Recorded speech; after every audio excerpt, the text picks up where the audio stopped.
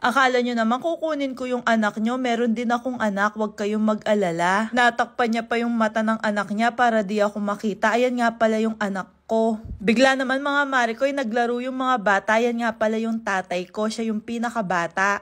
Ewan ko sa kanila mga Marikoy kung anong trip nila. Ayan, nagsisilundag-lundag na sila dyan. Di pa sila nakontento sa isang lundag. Inulit-ulit pa nila yan. Di pa ako nagbablog dati pero ako na talaga yung taga-picture at taga-video sa amin. Tawang-tawa naman ako sa 70 years old kong tatay. Tapos ayun nga pala yung tito ko. Update nga pala sa mga naka-medyas. Ayan, wala na silang medyas. Yabang-yabang ng tatay ko. Kayang-kaya niya pa daw buhatin yan. Kami naman tawang-tawa sa kanilang dalawa. Bigla naman mga Marikoy, napansin kong wala na sa tabi ko si Jace. Pagkakita ko naman sa kanya, tignan nyo naman yung ginagawa sa kanya ng mga tita niya. At kasama pa yung mga pinsan niya, pinagtripan nila si Jace. Di naman siya nagrereklamo kasi parang gusto niya pa yung ginagawa sa kanya. Kanina pa kasi siya inaantok mga Marikoy, ayaw niya namang umalis sa beach. Kapag inaalis ko siya sa tubig, umiiyak siya. Kaya yan, sabi ko, sige dyan ka na muna matulog. At tuluyan na nga siya natulog mga Marikoy. Anong magandang POV dito? Yung sa akin, sabi ko sa post ko, yung OT ka ng OT para makapag-beach ka. Pagdating mo naman sa beach, ayan, tulog. Kinakausap ko pa siya dyan mga mare. Sabi ko, tara na, let's go. Ayaw niya naman, di niya ako pinapansin. Kaya sapilitan ko na lang siyang kinuha mga Marikoy. Ayan na, natulog na siya dito. Sabi nga nila, kapag sumusobra ka sa saya, merong mangyayaring medyo nakakalungkot. So ayun na mga Marikoy, yung pinsan ko nakaapak daw ng stonefish. Kasi mga Marikoy, bigla na lang siyang umupo dito at umiiyak. Tapos yung paa niya daw, di niya maramdaman. Binabad ng ilang beses sa mainit na tubig yung paa niya para daw mapatay yung lason. Nung medyo okay na siya mga Marikoy, kumain na muna kami bago umuwi. Tapos andalang ko na lang sumama sa picture-picture, bigla video pala. At bago kami umuwi ni Jace, nag-moment na muna kami dito. In-enjoy ang sobrang init na araw. Bigla naman mga Marikoy, kakalakad-lakad namin. Gusto niyan lumapit, gusto niya na namang maligo. Kaso sabi ko sa kanya, di na pwede kasi nga uuwi na kami. Kaya yan, umalis na kami. Mga nagtatanong, di po kami dito natulog. Kaya maaga din kami pumunta dito para masulit namin. Tapos yung pinsan pala namin, di niya pa kaya maglakad kaya kinarga na lang siya. Okay na pala siya mga Marikoy kasi bumaba na daw yung lason. Pagdating namin sa Pampanga, ayan nakakalakad na siya. Pagkagising naman namin kaninang umaga, sakto naman dumating yung package ko from Lobier. Ito din kasi yung ayaw ko mga Marikoy kapag nagsiswimming. At lalo na kapag summer sobrang init. Kaya siguradong mangingitim tayo. Kaya tignan nyo naman mga Marikoy yung nangyari sa balat ko. Alam nyo ba, nung wala pa akong asawa, nagpapa-inject pa ako ng glutathione tsaka collagen. Kaya medyo na-amaze ako dito sa glutathione nila mga Marikoy kasi di na siya ini-inject, sinisip-sip na lang. Pagkatikim ko naman, ang sarap-sarap niya, parang nabitin pa ako mga Marikoy. Ito din pala yung iba at bagong product nila mga Marikoy, try nyo din.